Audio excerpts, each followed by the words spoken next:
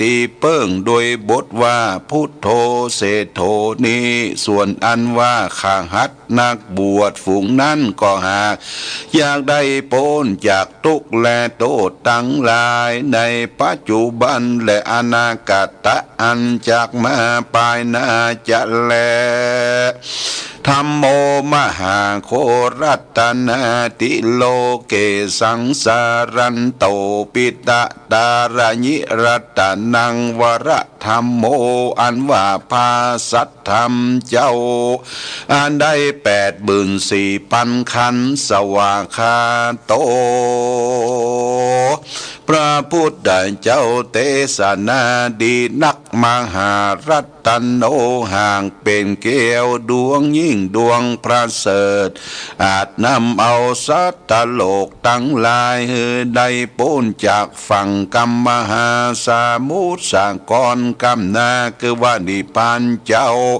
อันบ่รู้เท่าบ่รู้ตายนั่นแหละ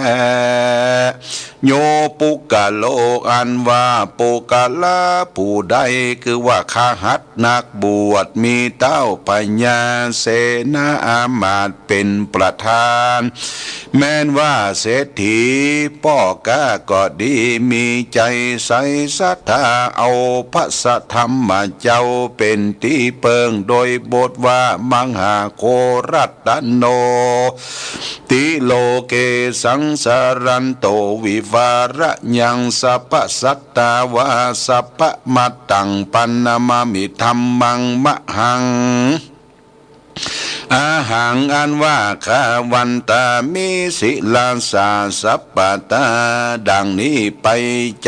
จก็จังพ้นจากกังวลอนทลาย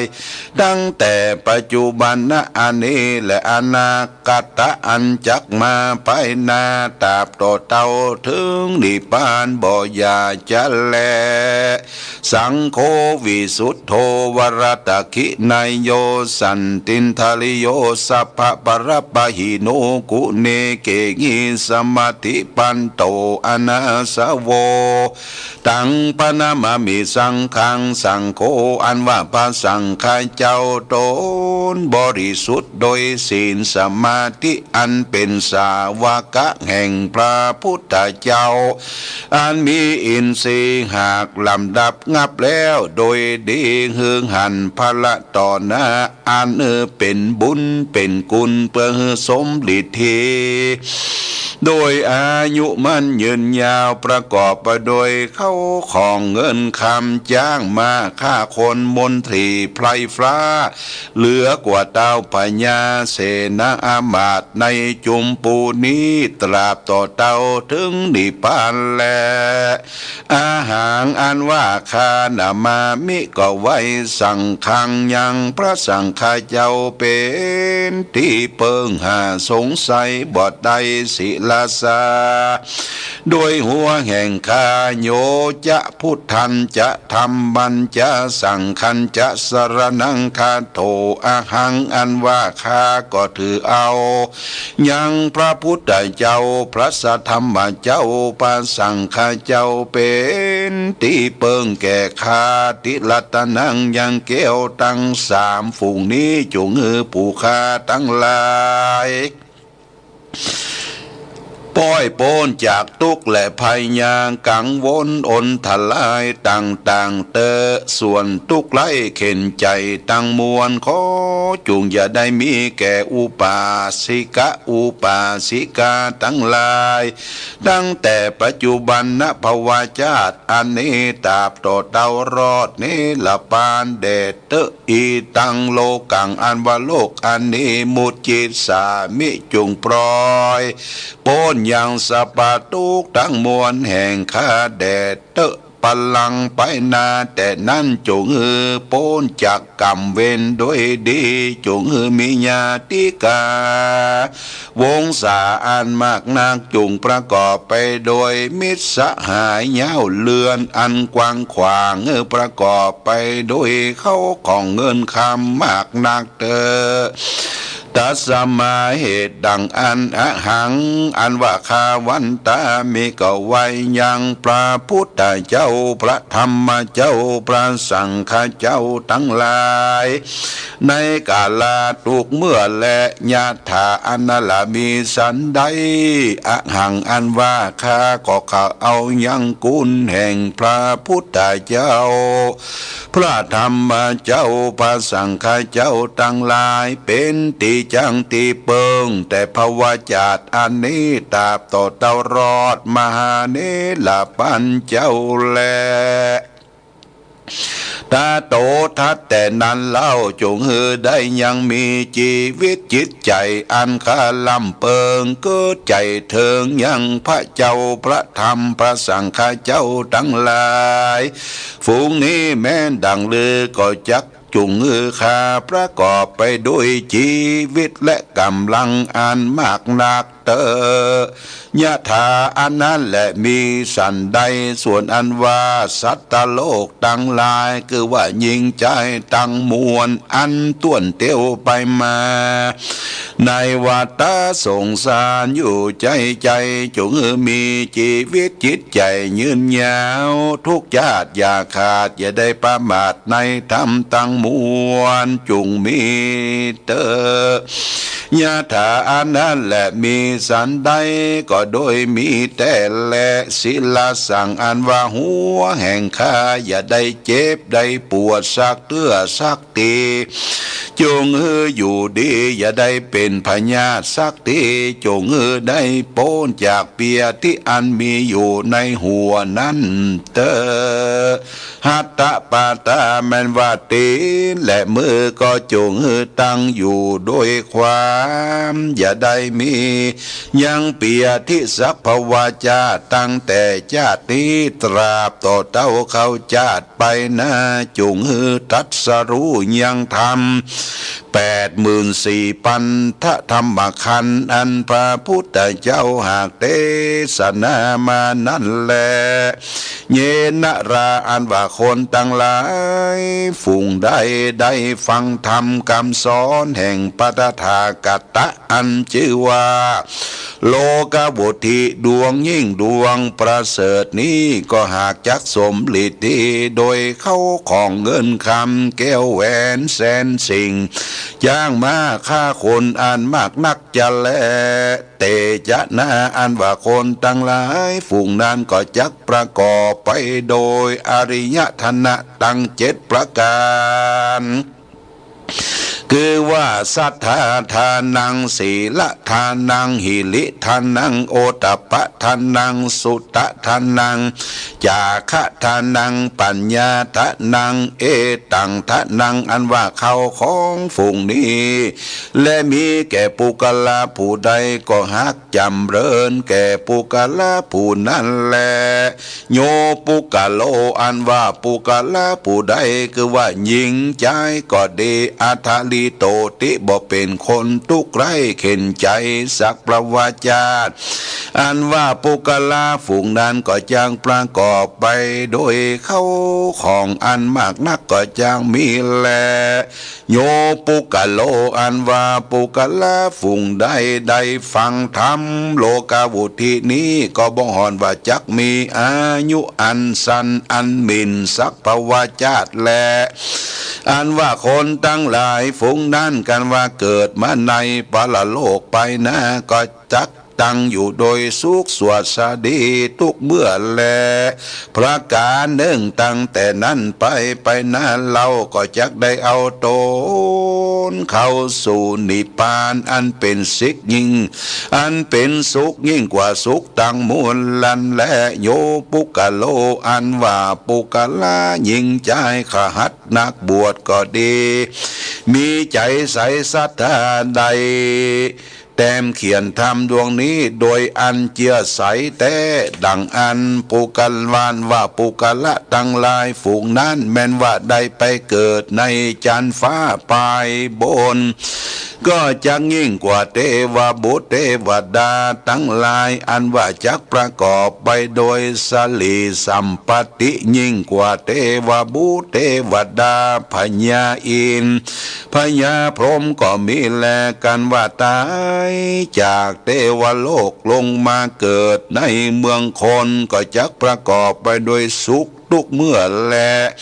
ฮีโดยมีแต่แลก็จะได้ถึงสุขอันยิ่งอันประเสริฐกว่าเต้าพญาทั้งหลายอันมากนักในจุมปูนี้บ่อยากจะแลนาโยนาโรอันว่าคนฝูงใดได้ถือเอายังโล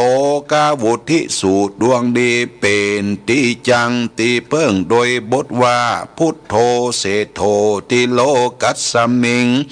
ดังนี้ทุกคำเจ้าเอาเป็นกรรมฐานดังอันว่าคนตั้งหลายฝูงนั้นอัทาลิโตตาสิก็บ่จักเป็นข้า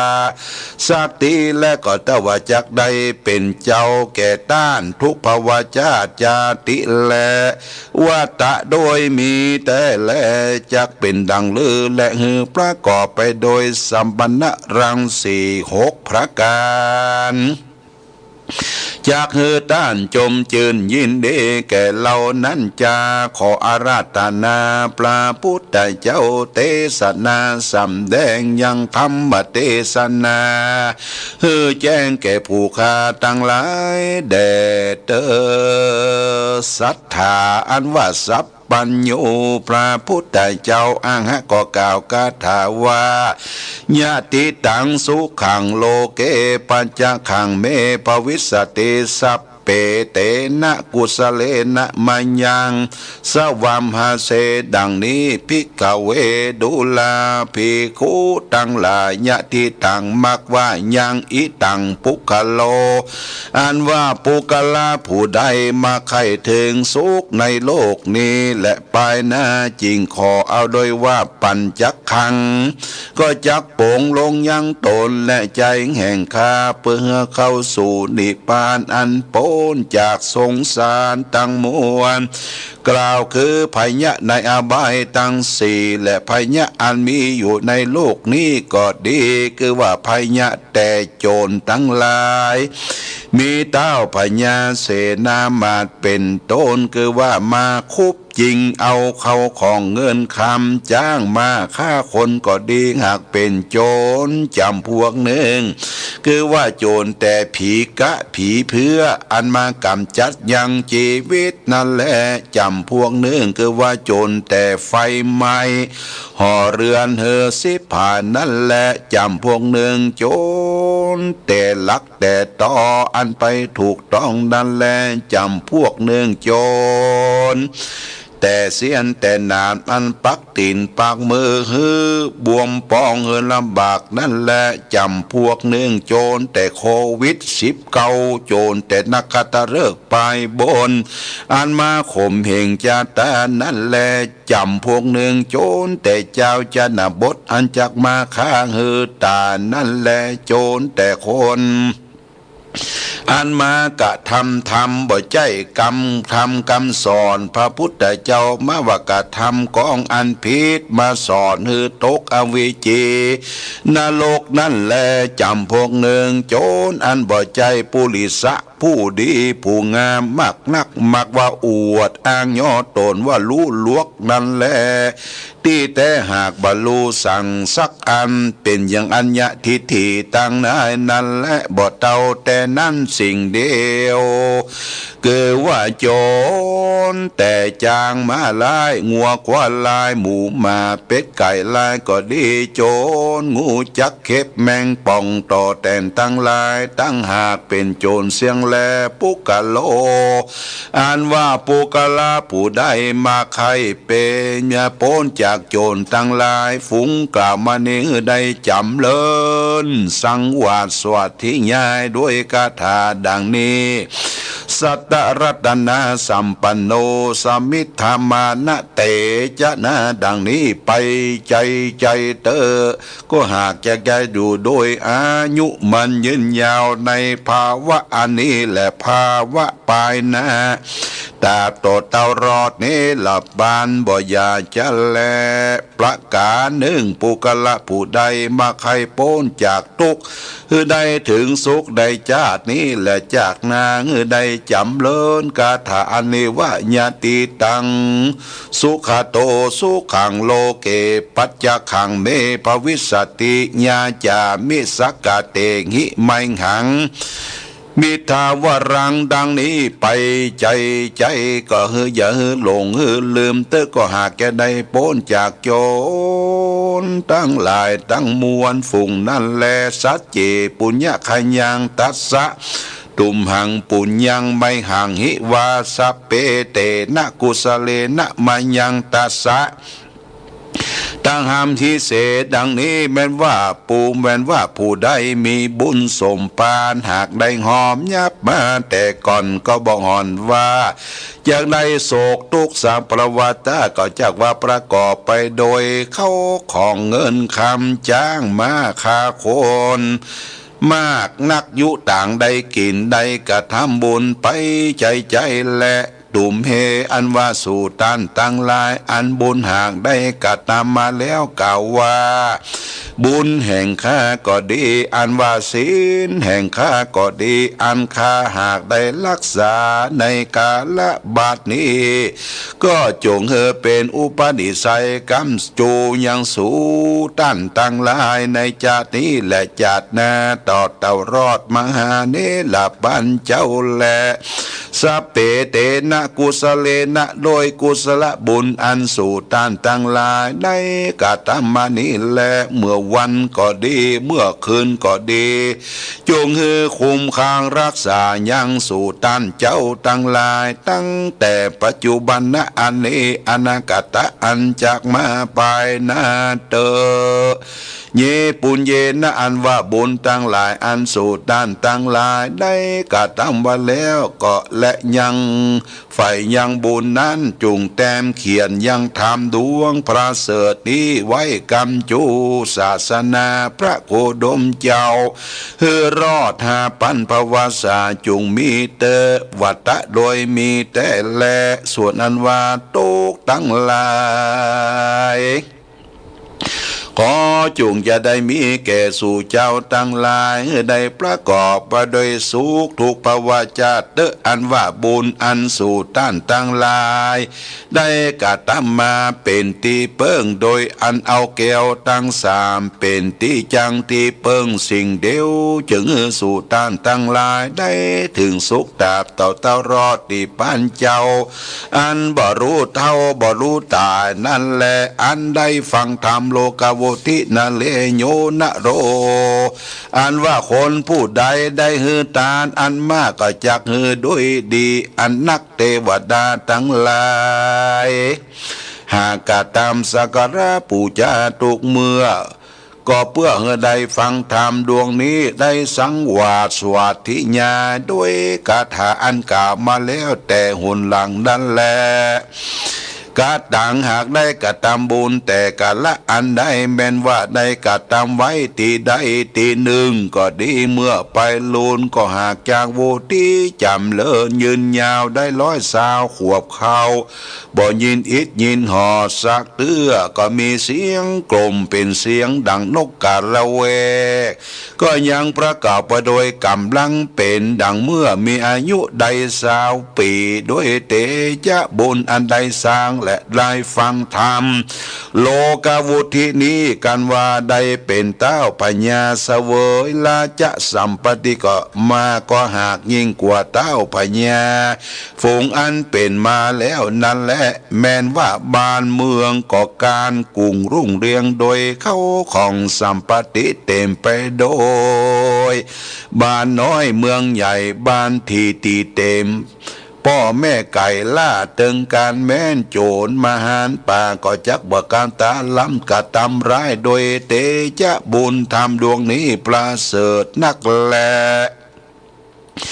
ลัดทิมนี้บ้านน้อยเมืองใหญ่ติดนั่งก็จักดังอยู่เสียง5,000ภวสาก็มีแลลาจาอันว่าเต้าพญา ตนนั้นก็จักได้เสว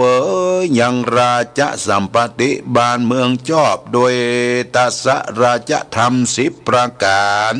ก็จักได้กระทำบุญไปใจในเมืองนั่นแหละโย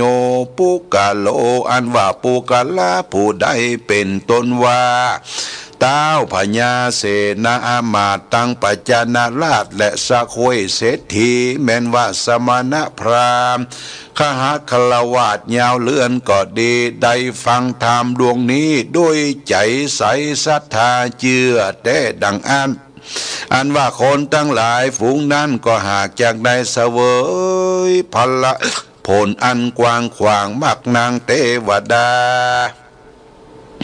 อันว่าเทวดาอินพรหมทั้งหลายจงรักษายังบ้านเมืองหอเรือนแห่งเราและท่านทั้งหลายในกาลทุกเมื่อและยะตาในกาละเมื่อใดส่วนอันว่าพระอริยเมตไตรเจ้าจักลงมาเกิดในโลกนี้ตุมเหอันว่าท่านทั้งหลายได้ฟังธรรมดวงนี้จงได้ดับเสียอย่างทุกทั้งมวลโรคภัยไข้เจ็บโรคโควิด19ก็โดยลับลายหายไปโดยบุญอันใดฟังและได้สร้างยังโลกาโวทินี้โยนะโรอันว่าคนฝูงใดมักได้เป็นอุบาทกังวลอนตรายมักเป็นเคราะห์เป็นน้ำก็ดีจงจวนกันสร้างธรรมดวงนี้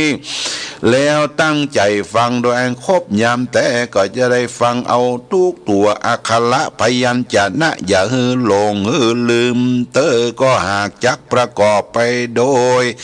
เข้าของเงินคำจ้างมาค่าคนและมิตรสหายมากนักเสมอดังนายอนันทะเป็นดิกะเศรษฐีและโยติกะเศรษฐีอันมีปราสาทอันแล้วโดยแก้ว7 ประการแวดล้อมยังปราสาทรอดทุกกรรมทุกไปก็บ่อาจจะกระทำร้ายนั้นและประการหนึ่งแม้ว่าปืนภาษาก็หากเกี่ยไปด้วยเกลียวผริกตังมวลทุกกรรมทุกปายอันหยาดใหญ่ไปด้วยต้นกัปปะรุขะก็มีเครื่องสัพพนานาอันหอยย้อยแขวนอยู่จุตนมีลำคำ4 ต้นหากตั้งอยู่แจ้งปราสาทหาปุกลาจากมาเปรียบเทียมบ่ได้จะแลตุมเหสู่ท่านทั้งหลายจงตักตั้งใจฟังโลกาโวทิจุเดือนปีเตธรรมโมอันว่าธรรมโลกาโวทิดวงนี้อันพระพุทธเจ้าปฏิติตาหากตั้งไว้เป็นตีจังตีเพิ่งแก่ปณสัตตั้งลายเพื่อเขาได้พ้นจากทุกข์ได้เสวยสุขอันว่าหับตามเสียยังภัยยะกังวลอนตรายตั้งมวลบ่เต้าแต่นั้นคือว่าหับตามเสียยังโจร5 ประการ10 ประการตั้งแต่ลาจะโตเป็นเก้าตราบต่อเต้าถึงนั้นนาอุปตวะโตนั่นแหละจุงปากันสังวาสวัติญาเมตตาภาวนายังโลกาโวทิดวงประเสริฐด้วยบทว่าพุทโธเสโธติโลกัสสมิงสัพพสัตตาหิตังกโรสังสารปันตนังสิโนอาหังวันตามิสัพพตาดังนี้ไปใจอย่าขาดอย่าลงอย่าได้ประมาทลงลืมก็หากจะเป็นคาถาหับตับเสียยังอบายตั้ง4หับตับเสียยังภัยยะกังวลอนตรายโควิด19และตุติยะบททวน2ว่ายะทิตังยาโคสุขังโลเกปัญจขังเมภวิสติญาจามิเตวรังสกเรติสิมังหังอิทธวรังดังนี้จำเลินทุกคำเจ้าเอาเป็นกรรมฐานไปเตอ ก็หับตามเสียยังโจรร้ายตั้งบนและหับตามเสียยังอบายตั้ง4มีนาโลกเป็นต้นตติยกถาอันทวน3ว่าทุกกรังวัตโลกัสสมิงติ ติสรณาตตาติสรณาภเรณวรังสุขังอนุภาวโตติดังนี้จำเริญสังวาสสวดที่ยายตุคำเจ้าเอาเป็นกรรมฐานเมตตาภาวนาไปใจตาบต่อเตาเข้าเสียงหาปันภวสาก็ฮักจะได้ถึงยังสักกะโมกขธรรมอันยิ่งคือว่านิพพานเจ้าอันบรู้ตายคือว่ายิ่งกว่าสุขตั้งมวลและปันติโตอันว่านักผาดเจ้าตั้งหลายฝูงมีปัญญามีพระพุทธเจ้าเป็นเก้าเป็นประธานเมื่อเจ้าสร้างโพธิโทติญาณตั้งมวลวันนั้นเจ้าก็บอกหันละเสียยังโลกวุสิสูตรอันนี้ก็สัพพวาจาและสืบกันมากับเพื่อว่าหึงหายโพดยังสัตว์โลกตั้งมวลมักว่ากลัวสัตว์โลกตั้งหลายลงหนต่างเสียบ่ได้ไปสู่เมืองฟ้าและนิพพานเจ้ายิ่งกว่านี้ยังคาถาอันนี้ก็อยู่ได้ปูจาสังวาสสวดที่ยายเมตตาภาวนาหับทับเสียยังโหนต่างอบายภูมิตั้งสี่และโยนโรอันว่าปูกันละบ่รู้จักอักขระพยัญชนะสักตัวมักว่าเป็นคนบ่ได้บวชในศาสนาพระพุทธเจ้ามีใจใส่ศรัทธาในเกี่ยวเจ้าสามประการกันว่าเรียนเอาคาถาธรรมอันนี้ได้แล้วก็จวนกันตั้งใจฟังธรรมโลกาวุตินี้โดยใจใส่ศรัทธาแต่แต่งยังเครื่องปูจาต่างอาหะดีตัวคือนำมาตั้งไว้แต่งปูจายังทำดวงนี้เจ้าตนเป็นธรรมกติกถาเทศนาใดต้องอักขระพยัญชนะแต่แม้นว่าตาญากะฝูงนั่นก็ดีใดตั้งใจฟังแต่ก้าวตาบต่อเต้าถึงปลายอย่ามีใจล่าเลยไปในที่ใดแม้นว่าอย่าเกิดถึงเข้าคลองเงินทองจ้างม้างัวควายจะได้ถึงการไร่การนาการเจ้าการคุณเต้าใจตั้งใจฟังทำไปตามทุกอักขระพยัญชนะแต่อย่าหลงลืมก็จากได้พ้นจากกังวลอนทลายตั้งมวลตั้งแต่ชาติและชาตินี้และชาติหน้าตราบต่อเต้ารอดนิพพานเจ้าแต่แลการว่าได้ตั้งใจฟังธรรมโลกาวุติโดยใจใส่ศรัทธาก็หักจักหับเตียยังความทุกข์ไร้เข็นใจตั้งมวลและหับตามเสียงยังอบายภูมิตั้งสี่มีนรกเป็นต้นเต้าขึ้นเมียสู่สวรรค์จันทร์ฟ้าเสวยสัมปติสุขตราบต่อเต้าอายุแห่งจันทร์ฟ้าได้ปันปีติบและกันว่าอายุแห่งพญาอินทร์และเทวบุตรเทวดาทั้งหลายอันอยู่เสวยสัมปติในจันทร์ฟ้ามีจตุมาลาจิกาเป็นต้นอายุแห่งเขาก็มี500 ปีติบและอายุจันทร์ฟ้าตาวติงสาได้พันปีติบเป็นขนาดอายุแห่งจันทร์ฟ้ายามานานได้2,000 ปีติบอายุแห่งจันทร์ฟ้าตุสิดาได้4,000 ปีติบเป็นขนาดอายุจันทร์นิมรตินานได้8,000 ปีติบจันทร์ปริมิตสวัสดินานได้16,000 ปีติบเป็นขนาดส่วนว่าตาญากะผู้ใดหากใครมีอายุมันยืนยานดังเทวบุตรเทวดาทั้งหลายฝูงนั้นตาญากะฝูงใดได้เสวยในจันทร์ฟ้าแล้วก็จักลงมาเกิดในเมืองคนก็จักลงมาเกิดในขากูลอันประเสริฐคือว่าขากูลเต้าพญาสะควยเศรษฐีอันดังเป็นดีบ่มีกรรมทุกข์ไร้เข็นใจสักเตือนแลตุ่มเหอันว่าตันตั้งลายมักว่าริรอมเข้าของบอกคืนมักรู้มักซุมมักเป็นโอนทลายต่างๆ จุงจักยวนกันฟังยังทำโลกาวุธิดวงประเสริฐนี้โดยใจใสอันออบน้อมคบยำแต่ก็หากจักเป็นก็พ้นจากกังวลอนทลายตั้งมวลตั้งแต่ปัจจุบันชาติอันนี้ตราบต่อเท่ารอดนี้ละปานบ่อยาจะและนามหาโลกาวุธิธรรมโมอันว่าพระมหาโลกาวุธิดวงประเสริฐบันนี้บันทิตานักบาทเจ้าทั้งหลายหากจักออกมานาพิธรรมปิฎกวุธินั้นแล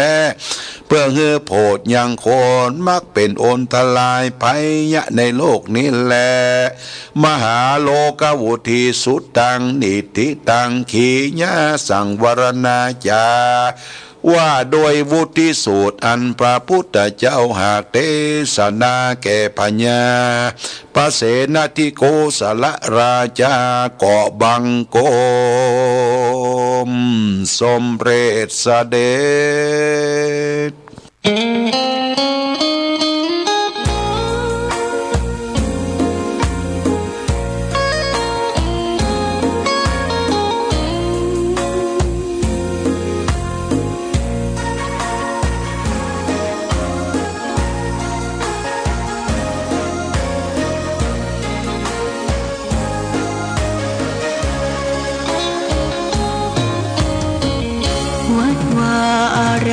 เรื่องร้องพ้องฟ้า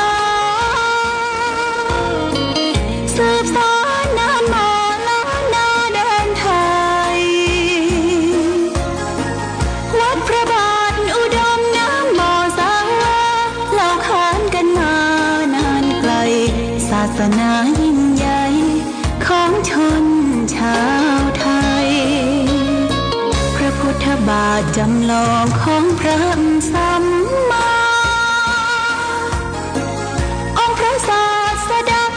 บูชากราบไหว้องค์พระเจ้าฝางอุดมศิลป์ผู้สร้างสรรค์มานานไกลนามอุดมก้องไปสมให้ฉายาก่อนเป็นวัดร้างโบราณสืบสาน2524พระมหาราชครูเกษราจากวัดดับภัยเชียงใหม่สืบสานเวลาผ่าน131 ปีนานไกลวัดพระบาทอุดมรุ่งเรืองงามตาเจ้าน้อยบุญธรรมวงศาคารวัดวงเชียงใหม่ปกครองหัวเมืองฟ้าทุ่มเทแรงกายแรงใจทุกชาติพันธุ์รวมใจ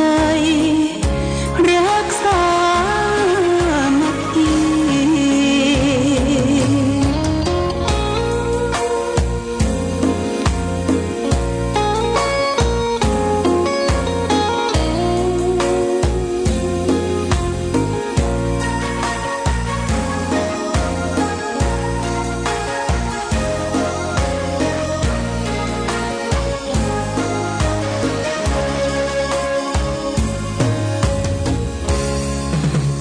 เป็นวัดร้างโบราณสืบสาน2524พระมหาราชครูเกษราปัญญาปรมาติกาจารย์จากวัดดับภัยเชียงใหม่สืบสานเวลาผ่าน131 ปีนานไกลวัดพระบาทอุดมรุ่งเรืองงามตา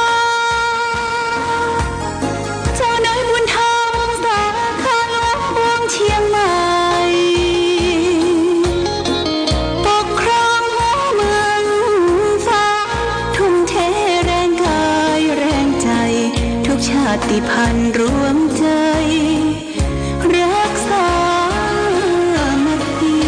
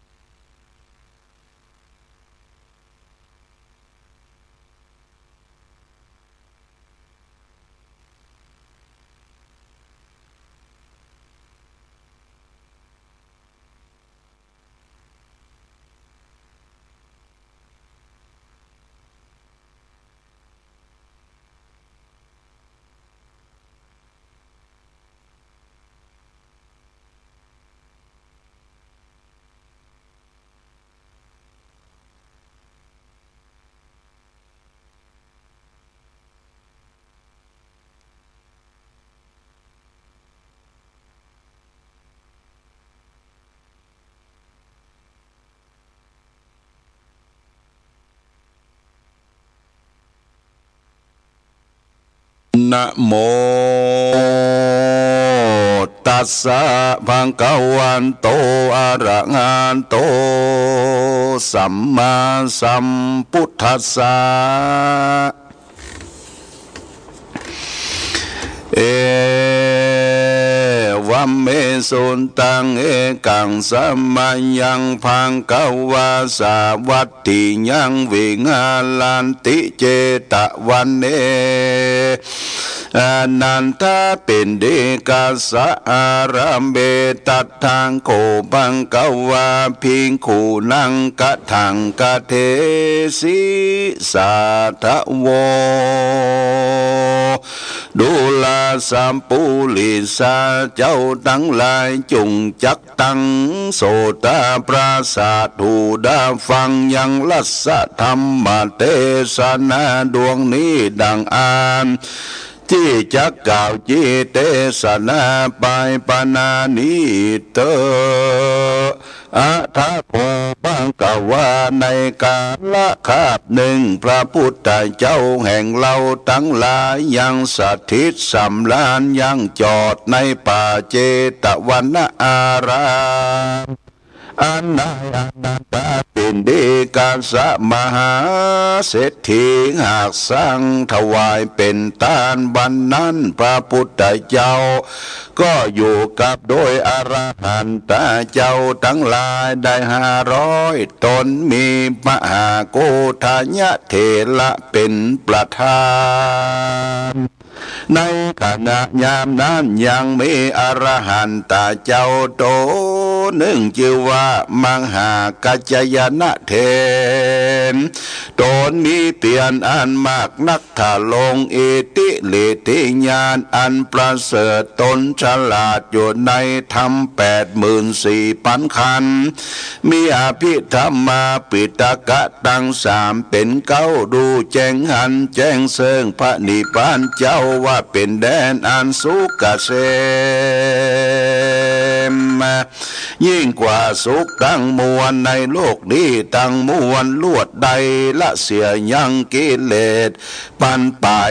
500บอดติด800เต้าพงตุลีตันก็เดียนนะย่อมออกไปบินทบาทเข้ามาเสวยสันจุวันก็มีแลเอกทิวันสั่งยังมีในวันหนึ่งเล่าตนท่านเจ้ามหาเตนตนมีเปลี่ยนอันมา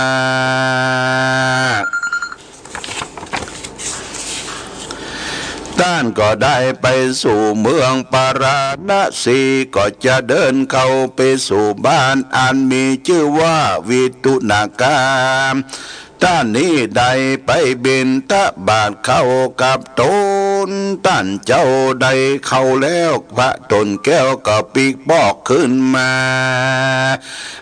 ยังนิโคทารุโคยังมีต้นไม้นิโครธต้นหนึ่งอันมีตีจิมไกหนตางหล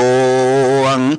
อันมีล่มเงาอันกว้างขวางมักนางเป็นที่อยู่คนเตียวต่างไปมาเข้าไปยังไปจอดเสาแรงอยู่ทุกเมื่อบอกขาดสายเทโลมหากัจจยนะเถระเจ้าก็เข้าไปสู่ยังล่มไม้นิโครธ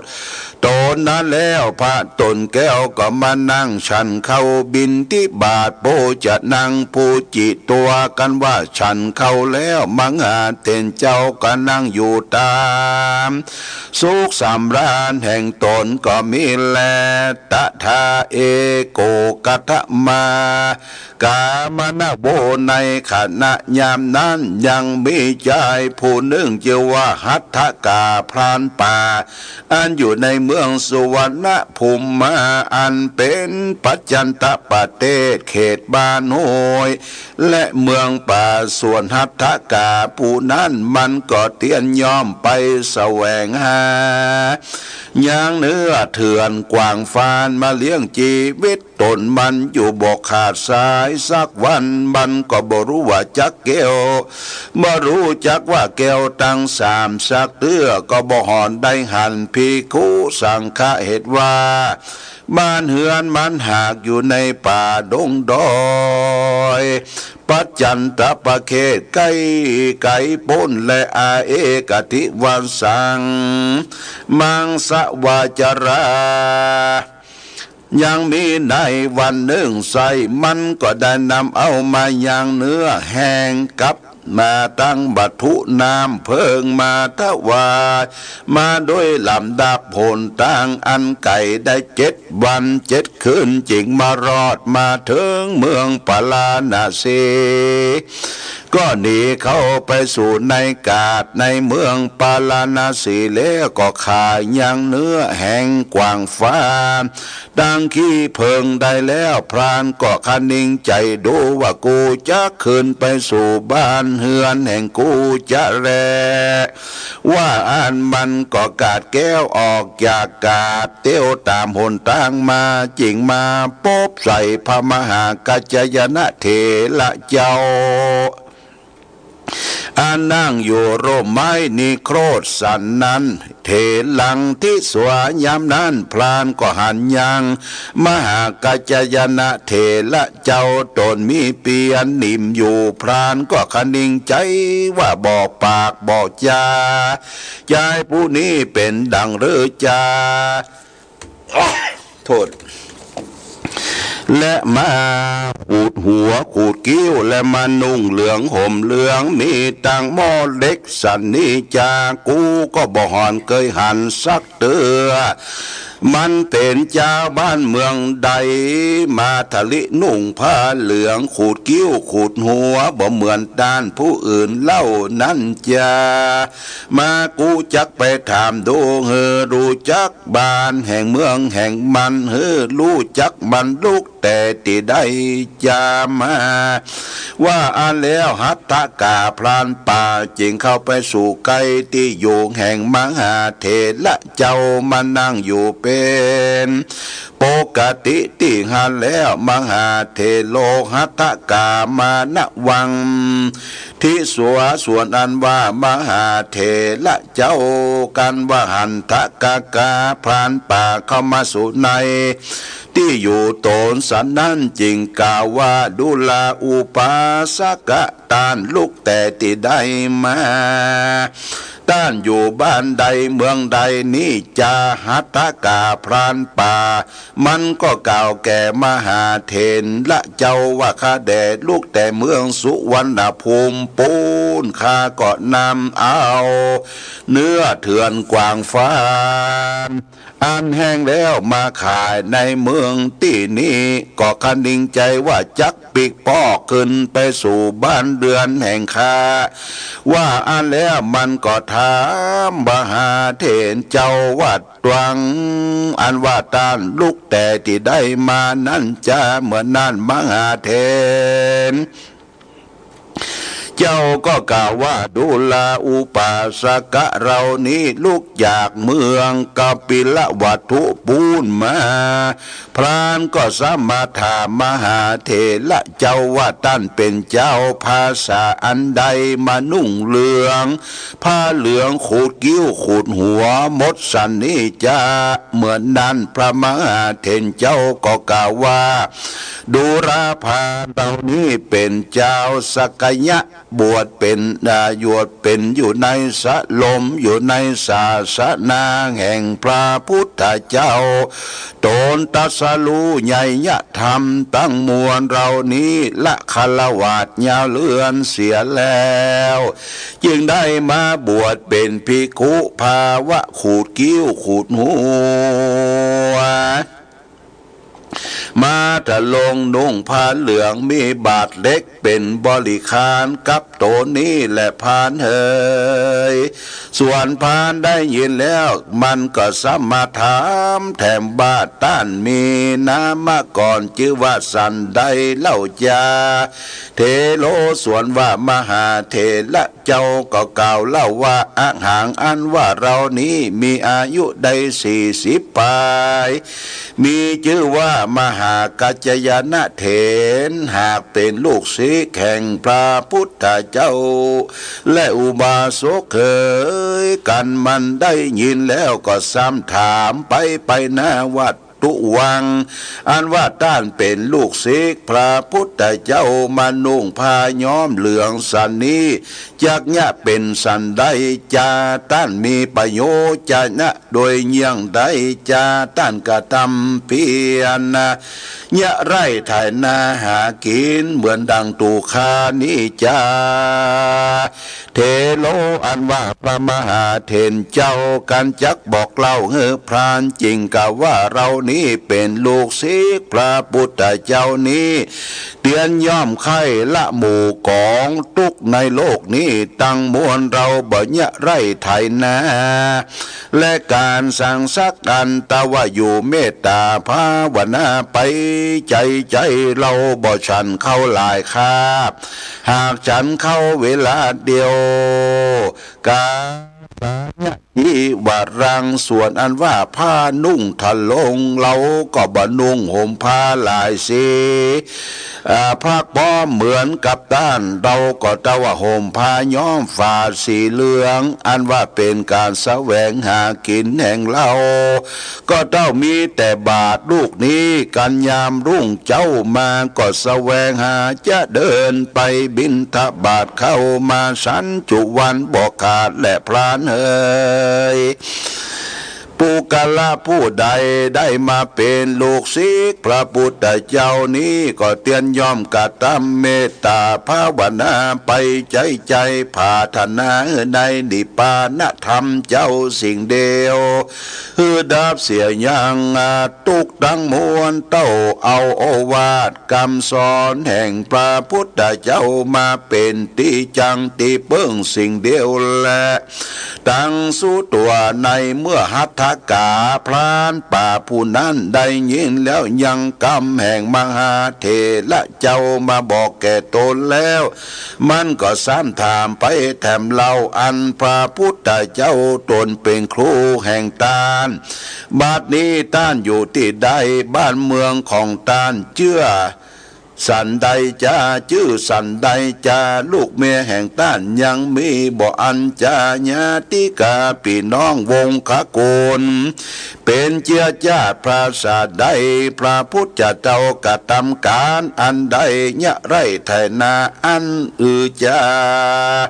ต้านนุ่งผ้าเหลืองหัวมดเหมือนกับต้านอันจา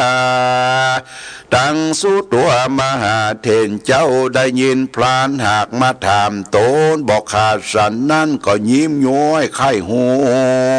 วแล้วก็กล่าวว่าดุลาอุปาสกะขีญาอันตานมังหาหากถามสันนี้ก็ปุ่นดีไข้หัวแต่นอขีญาอันคนบ่รู้แจ้งและเข้าใจก็หากเป็นสันนี้แต่แหละว่าอันแล้วท่านก็ไขบอกแก่พรานว่าดุลาอุปาสกะพระพุทธเจ้าท่านอยู่เมืองกปิลวัตถุปูนพ่อแม่แห่งพระพุทธเจ้าชื่อว่าพญาสลีสุโธธนะแม่ชื่อว่านางสลีมหามายาเทวีตนแห่งพระพุทธเจ้าก็นุ่งผ้าเหลืองขูดคิ้วขูดหัวมดเหมือนกันเฮานี่แหละปางเมื่อตานบ่ได้มาบวชเป็นพระพุทธเจ้าเตือก็ชื่อว่าสิทธาตว่าอันเมียแห่งตานตนนั่นชื่อว่านางยะโสธราปิมปาลูกแห่งตานนั่นชื่อว่าราหุลเทนมีพี่น้องวงศาแห่งพระพุทธเจ้าเป็นเจ้าสกยะเป็นเจ้าเจือคติญะอันเป็นเต้าพญามหากษัตริย์เสียงจุคนและปางเมื่อพระพุทธเจ้าอายุได้29 ปีด้านก่อนนี้นายจากพระวะทรงสร้างคืออวยนาอันเท่าแก่หันเท่าแก่ชราหันเปียติหันเจ็บปวดร้อนทุกขเวทนาต้านจึงนี้ไปบวชด้วยได้ทัดพญาสัพปัญญูเป็นพระเจ้าภาพโลกาและนาอันว่าตนแห่งพระพุทธเจ้ามีลักษณะอันเล่างามล้วนทวนปั๊มเป่งเต็มไปโดย ตวัติงสารคณะปุริสา32กระทำตนอยู่ในพรหมจริยากรรมสี่หมดจากมรมนตินกิเลสปันป่าย500ได้ทัดพระญาสัพพัญญูใหญ่ยะธรรมตั้งสี่จึงได้ชื่อว่าสัมมาสัมพุทธะเป็นพระพุทธเจ้าตนเดียวและอุบาสกะเฮยต่างสู้ตัวสนว่าหัตถกาพรานป่าได้ยินกรรมมหาเถระเจ้าไข่บอกเล่าแก่ตนแล้วก็มีใจผ่องเพลและยินดีจึงย่ออัญจุลีใส่เก้าไว้พระมหาเถระเจ้ากวาสาธุการใส่เก้าพุทธโตมันก็สามถามไปนาแถมเล่าว่าพันเตข้าเดชเจ้ากูพระพุทธเจ้าตนตั้งเก้าศาสนากรรมอันว่าศาสนานั้นมีอันใดเป็นหลักเป็นฐานเตี้ยงมันอันจาขอจุงไข่ขี้ยางแจงป้องเตอเมื่อนั้นพระมหาเถระเจ้าก็กล่าวว่าดูลาอุปาสกะอันว่าศาสนานั้นมีเกลตั้ง3 ดวงเป็นหลักฐานเป็นที่ตั้งเก้าเงาแห่งศาสนายามนั้นหัตถกาพรานก็ซ้ำถามไปหน้าแถมเล่าว่าพันเตข้าแด่เจ้ากูที่ว่าแก้วตั้ง3นั้นเป็นสันใดจาเป็นเชื้อใดและว่าเป็นแก้วตั้ง3เพราะตนงามมหาเถรตนมีเปลี่ยนอันมากจริงไขกล่าวแก่พันว่าดูลาอุปาสกะอันว่าแก้วทั้ง3ดวงนั้นคือว่าพระพุทธเจ้าพระธรรมเจ้าและพระสังฆเจ้า3 ดวงเหล่านี้เป็นแก้ววิเศษทั้ง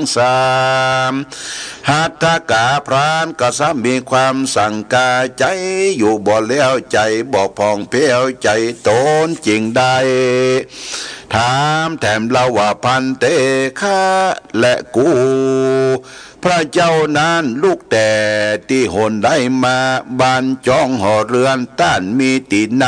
มหาเถระเจ้าจริงเขาแก้ว่าอันว่าพระธรรมเจ้านั้นบ่ใจบ่ได้ลูกแต่ที่เดมาคือเป็นโอวาทคำสอนแห่งพระพุทธเจ้าอันเป็นเก้าเงาแห่งศาสนานี่แหละพรานได้ยินแล้วก็สมาสังกาแถมเล่าจริงไว้สาพระมหาเถระเจ้าไปนาว่าพันเตข้าแด่เจ้ากูเกี่ยวดวงชื่อว่าสังฆาเจ้านั้นต้านลูกแต่ที่หนได้มานั้นจะบ้านเรือนแห่งต้านมีที่ใดจะขอวิชัชนาแด่เตอเถโลส่วนพระมหากัจจนะเถรจิงกล่าวเทศนาว่าดูลาอุปาสกะเฮยอันว่าพระสังฆเจ้าเกิดได้แก่หมู่คนอันเข้ามาบวชด้วยใจใส่ศรัทธาแล้วปฏิบัติชอบตามโดยโอวาท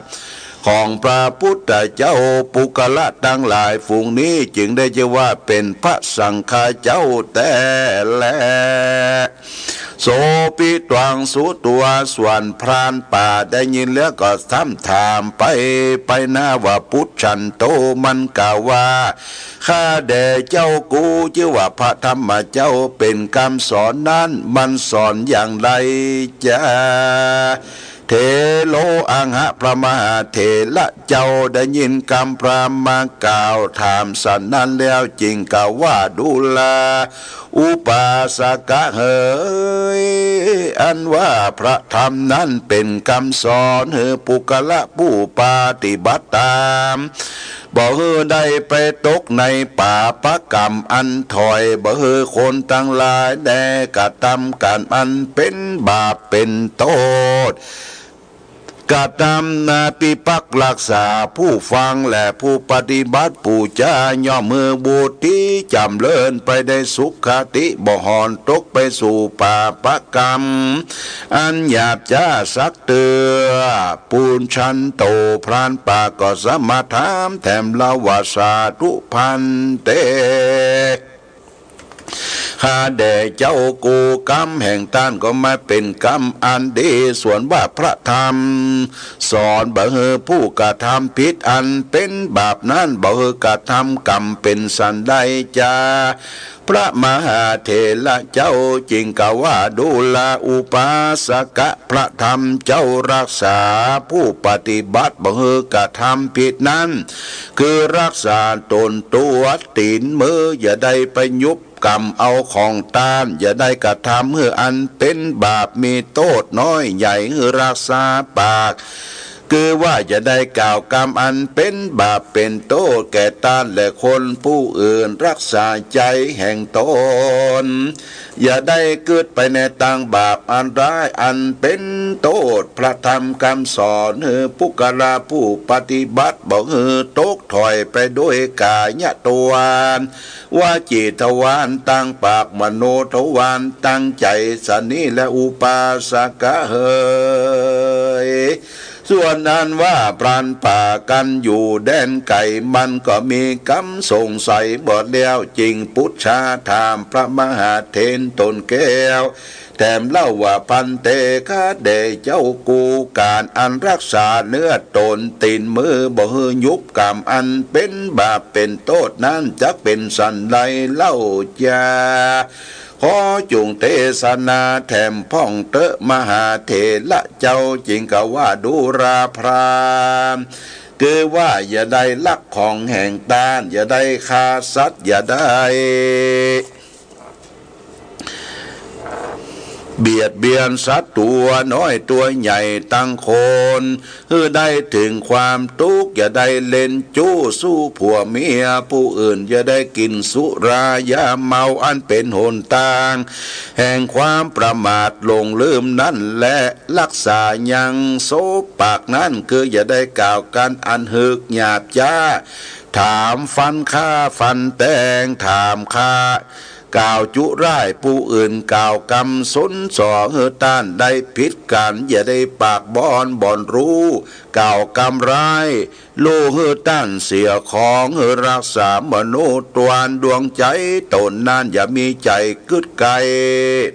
โลภอามเอาของตานอย่าได้ผูกเวรหมายมั่นแก่ตานอย่าถือเอามิจฉาทิฏฐิต่างอันบดีพิษหลายหลากมาเป็นสลาเป็นที่เปิ้งเป็นหลักฐานการรักษากายตัววาจากรรมูและใจนี้เรียกว่ากายกรรมมังวจีกรรมมังมโนกรรมมังและหัตถกาพรานผู้นั้นซ้ำมีความสลังสังกาแถมเล่าจริงไว้มหาเถรเจ้าถามปัญหาว่าพันเตคาแด่มหาเถรเจ้าตั้นกะว่าสารณะที่เปิงเป็นแกนมันสัจจังนั้นจักได้แก่อันใดจามหาเถรเจ้าจริงกะว่าสารณคมอันว่าสารณคมนะนั้นได้แก่พระแก้วเจ้าทั้งสามดวงพุทธังสารนังคัจฉามิธัมมังสารนังคัจฉามิสังฆังสารนังคัจฉามิกล่าวด้วยกรรมอันโยอันแคบคือได้พระพุทธเจ้าพระธรรมเจ้าพระสังฆเจ้านี่แลเป็นแก้วสามดวงอันประเสริฐล้ำเลิศกว่าแก้วทั้งมูลในโลกผู้กะละผู้ใดถือเอาแก้วทั้งสามดวงงามคือพระพุทธเจ้าพระธรรมเจ้าและพระสังฆเจ้าเป็นที่เปิงอยู่ใจผู้กะละผู้นั้นจึงได้ถือเอาแก้วดวงงามประเสริฐเป็นสารณะเกตนและได้ชื่อว่าถึงสารณคมทั้งสามหัตถกาพรานป่ามันก็เกิดความหลงล่าสังกาแถมเล่าจริงไว้สามหากัจจนะเถระเจ้าว่าปันเตคาแด่เจ้ากูปัญจศีลังอันว่าศีลห้าเป็นเชื้อใดคือว่าเป็นศีลห้าพระมหาเถระเจ้าจริงกล่าวเล่าเทศนาว่าดูราอุปาสกะเฮยอันว่าศีลห้านั้นก็เป็นรั้วเป็นราว เป็นเขื่อนกันแห่งมนุษยชาติคนยิ่งใจตั้งหลายจุปูตั้งใหญ่น้อยบอกว่าผู้เฒ่าผู้แก่และเด็กขาบ่เฮอล่วงล้ำกระทำผิดอันเป็นกรรมเป็นเว้นและเป็นบาปเป็นข้อวัดปฏิบัติตนตั้งอยู่ในปกติ มีความสุขสำราญตัวนาอันใดอยู่ร่วมกันเป็นหมู่หลวงลายจึงได้ชื่อว่าศีลอันหนึ่งปานาติปาตาเวลามณีอย่าได้ขาดสัตว์ตัวน้อยตัวใหญ่จะล่วงสุดไปอย่าได้เบียดเบียนฆ่าคนมนุษย์และอันตินาตานาเวลามณีอย่าได้โลภลักเอาเข้าของแห่งต้านผู้อื่นมาเป็นของตัวยิงป้ามืดมัวเป็นบาปอันนั้นแลอันหนึ่งเล่ากาเมสุมิชาจาราเวละมณีอย่าได้มักเล่นจู้สู้ผัวเมียแห่งต้านคนอื่นอันหนึ่งมุสาวาตาเวละมณีอย่าได้กล่าวกรรมอันบ่มีว่ามีคือกรรมจุพังกรรมร้ายต้านอย่าได้กล่าวอ้างกรรมหยาบจ้าสาโหดแก่ต้านอย่าอู้อวดอู้ลวงพางอันหนึ่งว่าสุราเมลยะมัจจปมาทัฏฐาเวลามณีอย่าได้ไปกินและดูดของอันมึนเมามีสุราเมลัยน้ำเหล้ายาเมาเป็นต้นมันกินแล้วก็ปาจิตใจฟุ้งซ่านไปตามอารมณ์ต่างหลายบ่รู้จักละอายต่างบาปกินแล้วย่างขนาบหิงสาปัญจศีลาเป็นศีลห้าข้อเป็นอุบายคนหญิงใจในโลกนี้มีปกติอยู่กับการโดยสุภาพบ่ได้ขนาบหิงสาซึ่งกันและกันจากอยู่โดยการวุฒิจำเริญแก่ตนและผู้อื่นอยู่ระรื่นสุขบานโสหัตถกานามะวะจเรนาเตสังปุญญังพุทธันโตในกาละนั้นพลานป่าอันมีความสลังสังกาบ่เสียงจริงไว้พระมหาเถระเจ้าถามปัญหาไปนาว่าพันเตข้าแห่งเจ้ากูป่าปางอันว่าบาปนั้นมันมี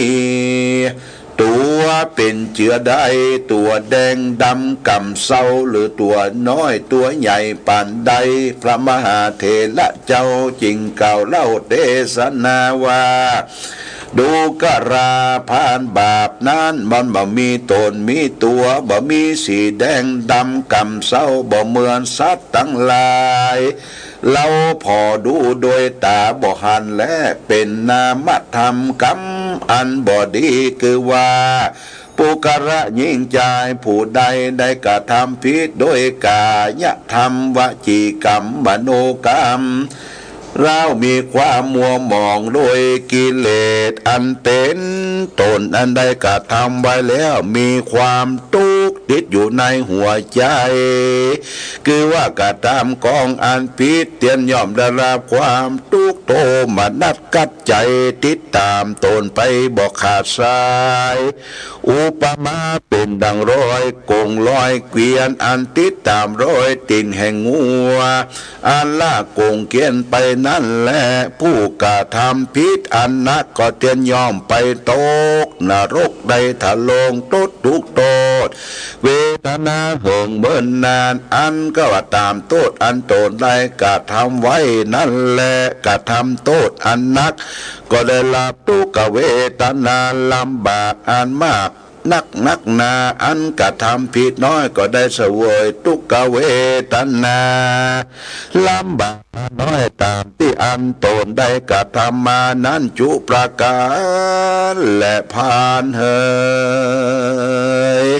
หัตถกาพลันสังกาถามปัญหาและพระมหาเถรเจ้าผูกเก้าเต้าอีเต้านี้ก็บังโกมสมเร็จเสด็จญาติโยมจะเจิญเทวดาเข้าไปคุ้มครองรักษาบ้าน เคหสถานบ้านจองของพ่อแม่พี่น้องญาติโยมณโอกาสบัดนี้เน้อปริตูนามิตังสเมตังปตันตาวิคิตังจิตตาปริตังพนันตุสักเกกาเมจะรูเปคิริสิขารตเตจันตริเควิมานิทีเปละเตตะลุวนาคาเนเคหวัตุมิเขเตภุมมัฏฐาตโยจตุโรกาปาระราชายามะราชาอินโตเวสสุวรรณราชาริยเนตโยโพธิสัตตาวกาทโยอริยสาวกาจะปุถุชนะกัลยาจะสัมมาทิฏฐิเยวะพุเตปัสสนาธัมเมปัสสนาสังฆเปัสสนาพุเตสกรวะธัมเมสกรวะสังฆสกรวะอิโตฐานะโตยาวะปนัมปราอินัสมิงสุจักวาเรสุเทวตานังมุนิลวัจนังสาธโบโนสุนันตุธรรมสวนาการุยัมภตันตาธรรมสวนาการวยัมภตันตาธรรมสวนาการวยัมภตันตาสัมันตาจักวาเรสุอัทราตาสันตุเทวตาสัทธมังมุนิลาสัสสะสุนันตุสกโมขะทังนะโมตัสสะภะคะวะโตอะระหะโตสัมมาสัมพุทธัสสะนะโมตัสสะภะคะวะโตอะระหะโตสัมมาสัมพุทธัสสะนะโมตัสสะภะคะวะโตอะระหะโตสัมมาสัมพุทธัสสะพุทธังสรณังคัจฉามิธัมมังสรณังคัจฉามิสังฆังสรณังคัจฉามิทุติยัมปิพุทธังสรณังคัจฉามิทุติยัมปิธัมมังสรณังคัจฉามิทุติยัมปิสังฆังสรณังคัจฉามิตติยัมปิพุทธังสรณังคัจฉามิตติยัมปิธัมมังสรณังคัจฉามิตติยัมปิสังฆังสรณังคัจฉา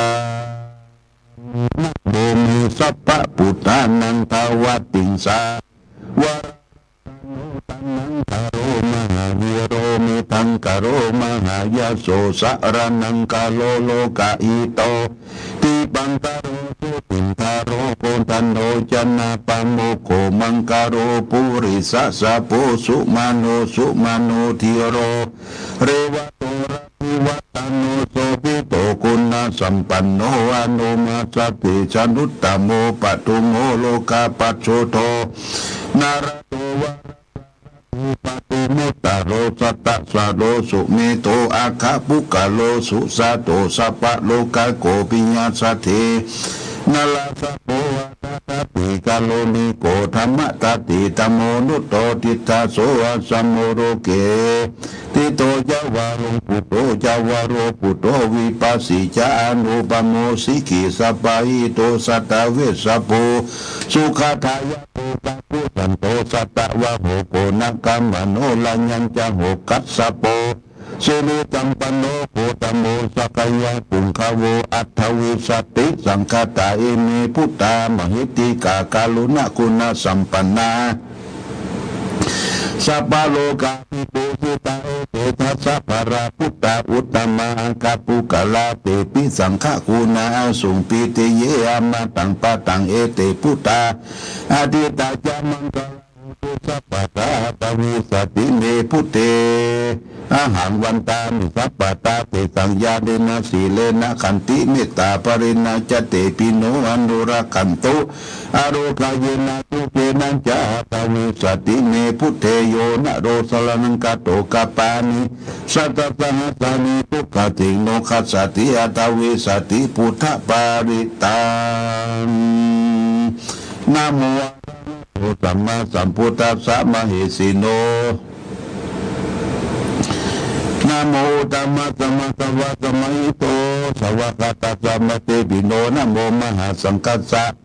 ปิวิโสลทิติโนนะโมมัตตยารัตนะตยสัสสะทุกังนะโมมังคาติตัสสะตัสสะวัตถุตยสัพพินะโมการะปะภาวินาวิทัสสันตุปัตตวานะโมการะนุภาวินาสุวัติหุนตุสัพพะตานะโมกาลา จะเตเตนะวิติมิหุเมเตชะวายานิทัพปูตานิสันนาคาตานิปุมานิวายานิวะอัมตลิเคสัพเพวะปุตตะสุมนาปวันตุวาโสปิสักกัจจาสุนันตุปัสสิตังตัสสมัยพุทธานิสาเมตตาสัพเพเมตตังกะโลกสิยามนุชยาปัจจิวาปรินตัสมัยนิรักขตาปัมมตายังกิจิวิตังอิตวะหุสังวสักเกสุวายัตตานังปณิตานันโนสมาธิตตากเตนะอิตัมปิปุเตรัตนังปณิตังเอเตนะสัจเจนะสุวัติหนตุขังยังวิลาคังอมตังปณิตังตยะสัพพะสักยมุนิสมัยโตนะเตนะธรรมเมนะสมาธิกินจิอิตัมปิธรรมเมรัตนังปณิตังเอเตนะสัจเจนะสุวันตุยัมพุทธาสิโตปริวันนายีสุจิสมาธิมานันตริกันยังอุสมาธินาเตนะสมุนาวิชติอิธรรมปิธรรมเมรัตนังปณิตังเอเตนะสัจเจนะสุวันตุเยปุคาราทัสสะตังปัสสตาจัตตาริเอคณิยุคณิหนติเตทักขินายาสุขาตัสสาวกายเตโกตินานิมหาปรานิหิตัมปิสังเครัตนังปณิตังเอเตนะสัจจินะสุวัติโตเยสุปยุตตามนัสสะทันหินะนิกามิโนโปตามะศาสนันนิติปฏิปตามันตังเวกังหรตามุตานิปุติปุญชมานาเอตัมปิสังเครัตนังปณิตังเอเตนะสัจจินะสุวันตุยัตถินทักกิโลปัทวินติโตสิยาจตุปิวะเตปิอสัมปกปิโยจตุปมังสัพพุริสัมวทาปิโยอริยสัจจานิเวจปัสสติอิทัมปิสังเครัตนาปณิตังเอเตนะสัจจินะสุวันตุเยอริยสัจจานิวิภาวันเจคัมเปริยันเตสุเตสิตานิกินจาปิตาเจเตโหติสุปปมัตตานะเตภวังอัตตมัทธาดิยันติอิตัมปิสังเครัตนังปณิตังเอเตนะสัจจินะสุวันตุสหวัสสะตาสัมปทายะตัจตัมมามหิตาวะปันตังตตยติติวิชิกิจันทสัพพะตังวาปิปยันติกินเจจตุปเทติวิปปโมโตจะตันติอาปะโปกตุอิตัมปิสังเครัตนังปณิตังเอเตนะสัจจินะสุนกินจาปิโสกัมมังกะโลติปาปะกังกะเยนะวาจาเตสตาระโปโตสตาวติชายาอัฏฐปาปิตาปัฏฐานิวุตตาดิอิตัมปิสังเครัตนังปณิตังเอเตนะสัจจินะสุวันตุวันนัมปะคุณเปยตาปริปุตตะเกหิมามนาเตปัทมิงกินเหปตุบมังธรรมวรังอติสยินิภาคามิงปรมังหิตายะหิตัมปิปุเทรัตนังปณิตังเอเตนะสัจจินะสุติวะโรวะรัญโยวะระโทวะหาโรอารุตโลธรรมวรังอติสยิตัมปิปุเทรัตนังปณิตังเอเตนะสัจจินะสุวันติโรขีนังปุลานังนวังนติสัมปวังวิรัตติตายติเกภวสัมหิเตขีนาพิจาวิลุนิสันธานิพันติทีรายตายังปฏิโพตัมปิสังเกรัตนังปณิตังเอเตนะสัจจินะสุวัติหนโตยานิทัพปุตตานิสัมมาคตานิปุมานิวายานิวะอันตริเกตตากตังเทวมนุสสปุถิตังพุทธังนามาสามิโสวัตเวยานิทัพปุตตานิสัมมาคตานิปุมานิวายานิวะอันตริเกตตากตังเทวมนุสสปุถิตังธัมมังนามาสมาโสวัตเวยานิทัพปุตตานิสัมมาคตานิปุมานิวายานิวะอันตริเกตตากตังเทวมนุสสปุถิตังสังฆนามาสมาโสวัติหินโตรัตนะสุตังนิติตัง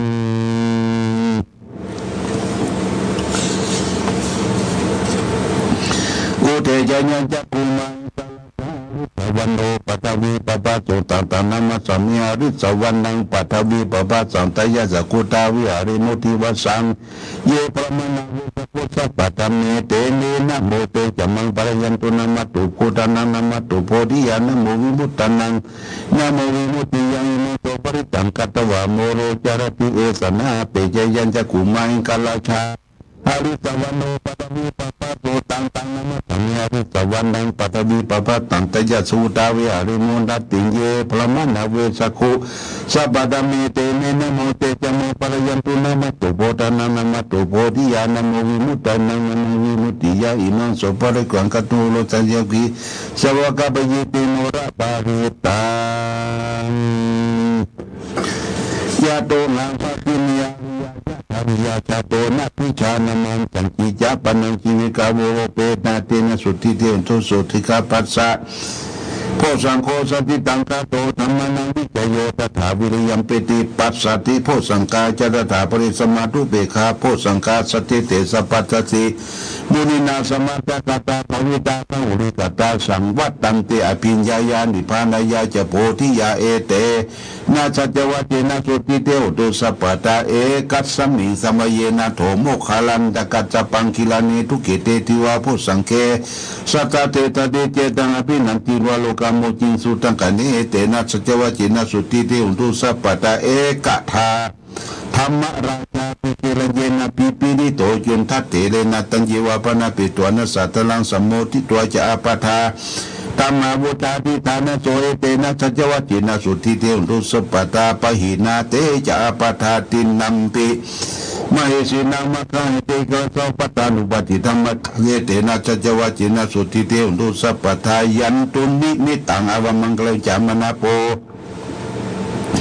สกุณาสัสสะโตปะปะกะโหตุสุเปนังกตังพุทธังภาวินาวินาสมินตุยันตุนิมิตังอวมังลังจามนาโปสกุณาสัสสะโตปะปะกะโหตุสุเปนังกตังธรรมานุภาวินาวินาสมินตุยันตุนิมิตังอวมังลังจามนาโปสกุณาสัสสะโตปะปะกะโหตุสุเปนังกตังสังฆานุภาวินาวินาสมินตุมหากรุณิโกนาโถอิตายะสัพพปนินังปุเรตวะปรมิสัพพะปะโตสัมโพธิมุตตมังเอเตนะสัจวะจินังตุเตชยมังคลาชะยันโตโพธิยมุเลสักยานันติวะคันโนเอวันตวังวิจโยวิทยาสุสยมังคลียปรชิตาปังเคสิเสปตวิบุคลียปิสิสัพพะพุทธานังอาคาปโตปโมตติสุนัขตังสุมังคลังสุปปะตังสุติตังสุขโนสุโมโตจะสุยิตังพระมจาริสุปรกินังกายกัมมังวาจากัมมังปะดากินังมโนกัมมังปานิทิเตปะดากินานิกัตวันตละปันตเตปะดากินิโสอัทธรโตสุกิโตวินุโนพุทธศาสนิยโลโกสุกิตาอุติสาสะเพยะเลปิสาอัทธรตาสุกิตาวิโลนาพุทธศาสนิยโลกาสุกิตาอุตสะเพยะติปิเตอัทธรตาสุกิตาวิโลนะหาพุทธศาสนิยโลกาสุกิตาอุตสาสะเพยะติปินัตถิเมสรณังอัญญังพุทโธเมสรณังวะลังเอเตนะจัจวัจินังตุเตชยมังคลังนาทิเมสรณังอัญญังธัมโมเมสรณังวะลังเอเตนะจัจวัจินังตุเตชยมังคลังนาทิเมสรณังอัญญังสังโฆเมสรณังวะลังเอเตนะจัจวัจินังตุเตชยมังคลังยังกินจิรัตนังโลเกวิสัติวิสัมพุทโธรัตนังพุทธสมานาติตัสมาสุติภวันตุเตยังกินจิรัตนังโลเกวิสัติวิเวตังพุทโธรัตนังธรรมสมานาติตัสมาสุติภวันตุเตยังกินจิรัตนังโลเกวิสัติวิเวตังพุทโธรัตนังสังฆสมานาติตัสมาสุติภวันตุเตหิริโอตปะสัมปันนาสุขธรรมสมัยโตสันโตสัพพุริสาโลเกเทวธรรมดิวุจาริสันติปัสสาวัญชนะสันติปัตตาวัญชนะมัตตาปิตาชนิกันตังชาติเวตัมปฏิกัมมังจัญญาจันตาวามารังสวานังจตุสัตตมันตังเดสังวิปิสุนุนัพนานาสัพพะตันนังกาลตโยพุทธาอาดาวิสัพพินายะตัสสะปฏิปิตามหังมัตตะเกเตมุลิสลาสิเสปฏิติโตมหังพุทโธธัมโมทวีจังโกสังโฆปฏิติโตไม่หังโอเรสปะปุนาตยิเนหังโดโรโตสาลิปุโตจัตตกินีโกตัญโยเปติปะคะสมิมุคลโนจามะมะเกตกินีวัสเนไม่หาสุวรรณันตละหุลากัสสะโพจมหานัมภูมัตุมะมะโสตะเกเกตเตปิติปะคะสมิสุริโยปะปังกะโลนิสินโนสีลิสัมปันโนโสภิโตมุนิปุงกะโมกุมละกัสสะโพเทโลมหิสิเทวัตโกโสไม่หาวัตนินิจังปฏิตานิคุณากะโยปุญโยอังคุริมาโลจาอุบาลินันตสิวาลีมีปัญจมหาติลานาลาเตทิฏฐมามาสิสสิทธิมหาติลาชิตาวันตาชิโนลันตาสลันตาศิลาเตสินังคามังกิตุสันติตารัตนาปุระตัวสิตากินีเมตาสุรกันทัสกันปัสสะตัวสิวามียงคุลิมาลกันกันตามโมระปริตันตาตติญาสุรกันกัสเสชะตนาเสสาบกลสันตินาสินานาปะละสันตุเตธรรมปะกรันเทวสัตโตเมสกะเจนะ สัมมาสัมพุทธินาปัญชเลวตาปิตาชิตตาบริสัตตาดุปัตตวาเสสาวินังยังยันตุอันดากุณาเตตานะศีลปัญชมิวิหลันตังมหิตาเลสตาปรินตุมังสเปเตมหาปุริสัสปะอิเจวเมกโตพระโกโสโพพุทธานุภาเวนะจิตุปัตตโวธรรมานุภาเวนะศีลสังโฆสังฆานุภาเวนะชีตันตระโยจลามิธรรมานุภาวะปิตุลิชยามปันตละปันตกตานิทิตาอาภิอุณจังจังโยธรรมโลเกอามิตโลสัพพสัตตาดิวเตบริวเจละจักขันเตมนุสกิญญาปยเกเปกินะเสวิเตปุเตอากัสสมมรณะมุตโตตะปุตโตธรรมจริตังจเดตเสวานุภาเวนะหุตุเทวสุขีตตาสุทัสสิลังสมาทายะธรรมโสจริตังจริตเสวานุภาเวนะหุตุเทวสุขีตตาลิขิตังจิริตังพุทธังพลังวัจนังกลุงปริตังเตสนังสุตวตัสสายุปวัตติสักกตัวพุทธรัตนังอุสตังตมังวรังหิตังเตวมนุสานังพุทธเตเจนะโสตินานะสันตุปัตตวาสเปตุกาวุปัสมินตุเตสักกตัวธรรมรัตนังอุสตังตมังวรังปริลังอุปสัมมานังธรรมเตเจนะโสตินานะสันตุปัตตวาสเปพยามุปัสมินตุเตสักกตัวสังฆรัตนังโอสตังตมังวรังนายังปาวุนายังสันตเตเสนาโสตินานะสันตุปัตตวาสเปโลกาอุปสัมมินโตเตเปสัจจังเทวมนุสนังกตุกันติติตังละสังอัมพิลังละวันเจวสัพพยติวินัสสันตุเอกทวิติจตุปัญจชตาตินันตถายวัตุกาวินัตันตุชีวิตานันตตันตุเตชีวิตานันตตันสัจจาอายุวันนังสุขังพลังชีวิตานังนุภาเวนะอุตุเทวโส